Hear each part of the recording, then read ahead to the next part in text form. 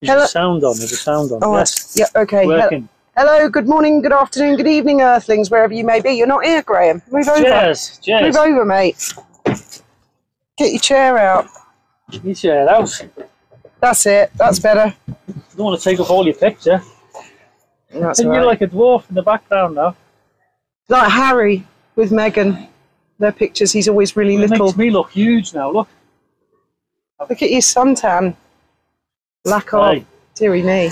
Calm down. All my knickers are on display there. Where? Hide them. Honest to goodness, man. We should have prepared the set before you started. Yes, we should have done. Sorry about that, everybody. Hello, good evening. I thought we would talk about how you and I met tonight. But before that, I just want to do a very quick Wally update. I haven't heard anything from Wally. I'm not happy with that angle. It makes me look huge. Big fatty. Stop messing about, Graham, please. There we go. Yeah, but I can't see you if you sit back. Anyway, yes. Yeah, that's great. I haven't heard anything at all from Wally. And I've spoken to a few other YouTubers who are pretty close to her as well, and they haven't heard anything either. But I do believe she's okay because she lives in a place where it's really community and she has neighbours that visit her. And it would be noticed very quickly if there was something wrong. And if you're watching this, Wally, if you could just let us know that you're okay. I think I suspect why she's quiet at the moment, and if everyone can bear with it, because there are big movements going on in the background. And also a big thank you to Trevor Coult. Oh yeah, Trevor. For the Nice shout one, out tonight. We weren't actually going live. We don't go live very often. That was last night, mate. You got confused. Yeah. It was last night. And also, Trevor, don't give up. Don't give up. No. I know a lot of YouTubers are feeling a bit glum and down in the mouth because of the silencing of freedom of speech. Andy the Gabby Cabby is really quite low some of the time. And keep your chin up. I won't say keep your pecker up because that means something different in America, apparently. I only realised tonight that quite a few of us YouTubers share the same trolls. Yeah. I never knew that. I just thought but they're really, individual Graham, haters, but they're not. Quite frankly, they're really insignificant trolls, the ones that you're focusing on.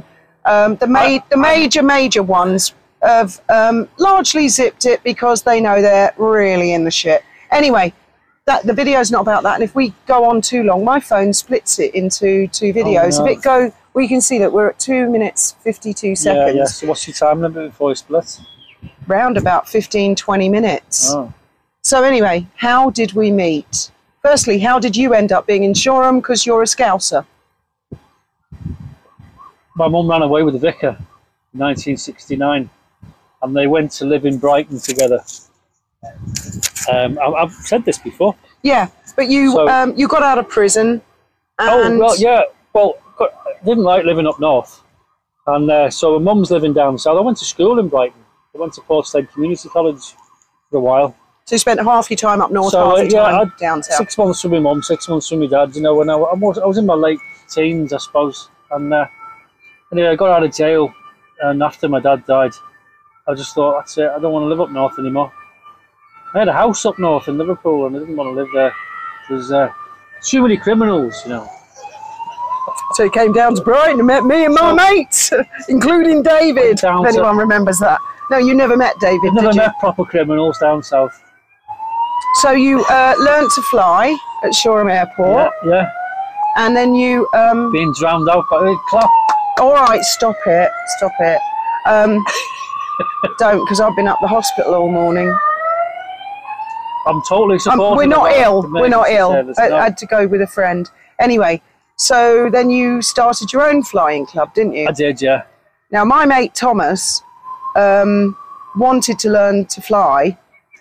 In fact, it's really odd because about a year before I met you, there was like a voice. I don't hear voices in my head, all right? I'm not completely fucking nuts. But do you ever get like an urge, like someone is saying you need to go somewhere? You need to go somewhere, yeah. So I inquired about learning to fly at Airbase. Yeah, that's right. And I wasn't very impressed with what they said to me on the phone, so I didn't go down. Lofty and Moose. It was in those days, wasn't it? Airbase. No, he had fast helicopters, but he was operating out of Airbase. No, it wasn't nothing to do with Lofty. I think I spoke to Moose. Anyway, I wasn't impressed. I thought it sounded very expensive. About a year later, my mate Thomas, just all of a sudden out of the blue, as if this dead person or something who was urging me to go to Shoreham Airport, had got inside Thomas's head, because he thought, well, wherever Thomas goes, she follows him. And he said, I want to learn to fly. And he went down and he met Moose, same flying club as me, and it was very expensive. And then he came round my flat one day and he said, waiter behind the bar gave me a dodgy leaflet. He said, there's a fella operating a cheap flying club without an office. He operates out the bar. He's called Graham, and he's a lot cheaper than the others. And you were a lot cheaper, because, I mean, Airbase, for example, were about £150 an hour, and you were 29 in Gaybird, dry, and then he paid Les. 45 in the 172. No, but I think he did Gaybird to start with, 29 an hour, dry, no fuel. 150, so that's the 150. Alpha Yankee Bravo Delta. Les Batchelor, I think he paid him 20 quid. Les was the instructor who worked with Graham. Yeah. And I said, I reckon it's dodgy. Really dodgy. I'll come down with you, check this person out. And a very aggressive white Land Rover pulled up with Graham with really long hair. I mean, like Ozzy Osbourne. And a very pissed off looking female sitting next to him. She was my girlfriend. Yeah, she was his girlfriend. So as soon as I met him, I thought, I really like him, but he's got a girlfriend. Any of you who've been with me a while know that I did have a married man situation going on years before, and I found that a very uncomfortable situation, and I didn't want to do anything like that. So I largely stayed away from you. Yeah. And we were friends for about 18 months, 2 years, weren't we? Yeah. And then he split up. I first met her right outside the main door of Shoreham Airport. That's right. They were standing at the main door, and I pulled up in the Land Rover. And you were late, and it was freezing cold. Yeah. And unavoidably and in order to persuade Thomas to go with him, he said, let's go for a free fly in one of my planes. Yeah. Bring your girlfriend. It's got not my girlfriend, man. That's what he said to me. And he thought... I looked her up and down. I thought, okay. He thought he'd really impress me with his flying abilities. Flying dead low over Worthing Beach. I didn't. It's a lie. I had no headsets. I was in the back. There was no jack. You're allowed to fly low when you're taking off. I'm terrified of flying because I had a bad experience on the Outer Hebrides visiting my mum and dad with Loganair. I mean, the plane come down. It wasn't Ryanair. No, it was Loganair. Don't trust me. I asked at Glasgow, can I have a window seat? And they just burst out laughing. I went, yeah, whatever, because they were all window seats. They were a little tiny weeny toy plane. We went out and bounced all the way down Stornoway. And I just thought, oh my God, I loved flying before that. So Graham thought he'd impress me by flying low over Shoreham and letting the stall warner go off. And I didn't know what the hell a stall warner was. And it's going, wah, wah, wah. And I was like, oh my God, we're going to crash into the beach. We were not stalling low. That was not low. It looked low to me. I could see all the little people's faces looking up going, oh, look how low the plane is. You never practice stalling at low level, okay? Okay. I could count the Trust pebbles. me, you don't. Anyways, there's me in the back, dripping with sweat. Finally got back, got out, kissed the ground. I thought, never, ever going up in a death trap like that again. And anyway, we were mates. And then he split up with his girlfriend. And I thought, yeah. And then he found another girlfriend, like really quickly after, and married her. Only because she knocked me back. I was in remorse. God, man, you asked me out like one time, and I said I don't know, and that was it. And then you just married Tracy. That was a mistake. I couldn't believe it. Moving on. Oh yeah. Also, he said, "Oh, I've got a mate I was in jail with, and he's a pilot as well, and he's dead." Reliable guy. He endorsed him. As well. Absolutely endorsed him. Yeah. And I weighed the two up, and I thought, well, Graham is really good looking and sexy and a bit of a bad lad. But that was before I got married to Tracy. It was, yeah. And this other fella is sort of short and stout, and he had little spectacles, and he's sort of like an accountant, and he's probably going to be the stable option. And don't be a dickhead. Can I finish my story, please? Yeah. I thought, don't be a dickhead for once, Fiona. Go out with the sensible one, not the one that's the bad lad. Big mistake, because I ended up becoming Britain's Most Wanted thanks to that little prick. And it had nothing whatsoever to do with me. I wasn't even with her at the time. Apart from the fact you said he's all right. I thought he was, but it turned out he wasn't.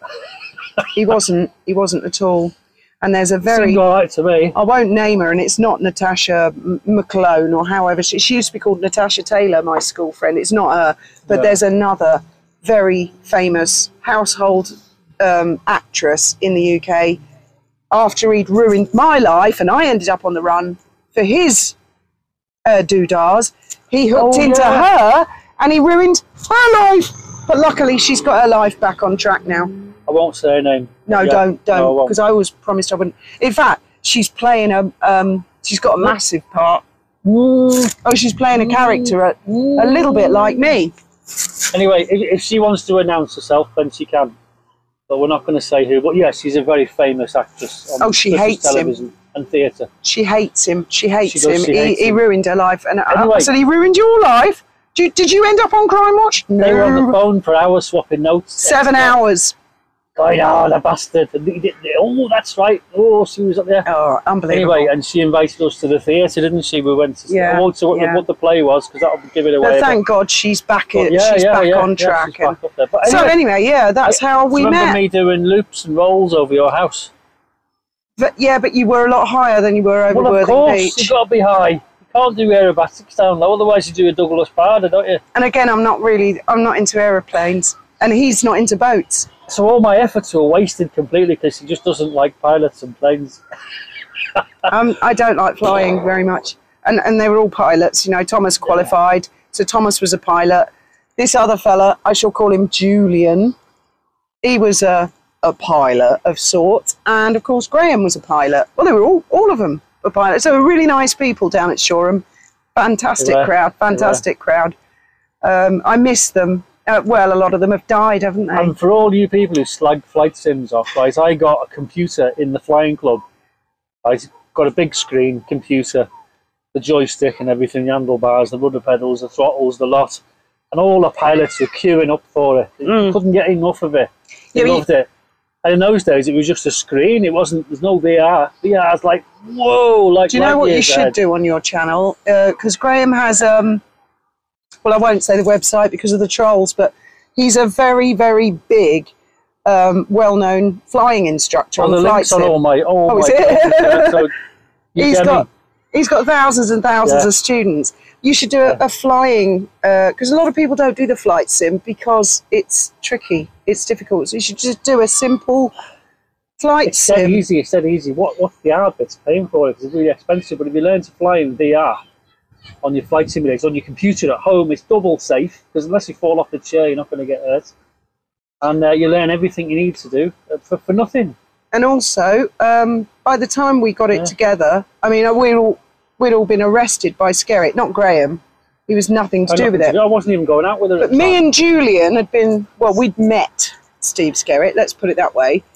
Yeah. Thomas he introduced himself. Thomas had been arrested and thrown in prison in France for something else. Yeah. And I saw what Skerritt was doing, falsifying evidence and saying, I can make this happen and I can make that happen. And I could see Julian was... And Julian, I went for a coffee with him and he actually said to me, I'm dying of cancer. He's still dying of cancer to this day. Go on. He said, I'm dying of cancer. Would you mind very much, Fiona, taking the blame for me and going to prison for me, because I won't survive a prison sentence? Knowing she's a nice person, and she'd probably go, all right then, you poor thing, you... Well, I didn't exactly. I said, the best I can do, mate. I've been intending to leave because of bloody David and all the other coppers for a couple of years. I said, I'm going to do one. I don't like the noises this Steve Skerritt's making, but I didn't tell Julian that I was going to invite Graham to join me, because I knew he'd be jealous. So... Oh, he was definitely jealous.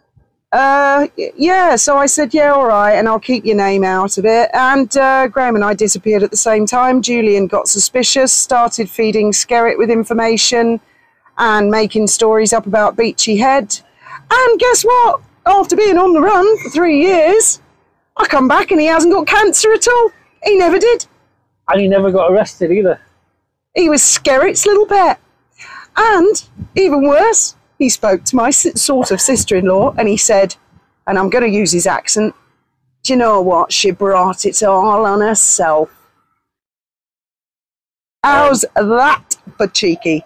Anyway, he went on to rip off a load of kids that were dying of cancer, and then he met this famous actress and he worked his way through her inheritance and all the money she'd made on all her top UK TV shows, and he left her in the gutter and she's worked her way back up. He's an absolute piece of shit. I mean, I can let it go, but I'll never forgive him and I'll never forget him. I know he's a dog. The man's an absolute dog. But he has the Cinderella syndrome because... oh, yeah, he set fire to a fish and chip shop and left one of his shoes behind it. Fish and chip shop, which was his, apparently, or the family's. And instead of just leaving the fat on, oh, we're coming up to the 20 minutes. We're going to get cut in half. Petrol. Just quickly. And ran off in flames, right? Leaving one of his trainers behind. There are many, many, many more stories about up in the hospital. And we're going to run out. We're going to get cut. We're going to get cut. With the offending burning slipper and tried it on. They said, you're nicked. Anyway, he told both me and Graham he flew for the Red Cross. He was a British Airways pilot. He was an RAF fighter pilot. He was flew private Learjets with people like Phil Collins in it. Turned out he didn't even have a private pilot's license in the end. The guy's a total bullshitter. Walter Mitty. And I think on that note, we'll leave it at that because there's plenty of material. There is.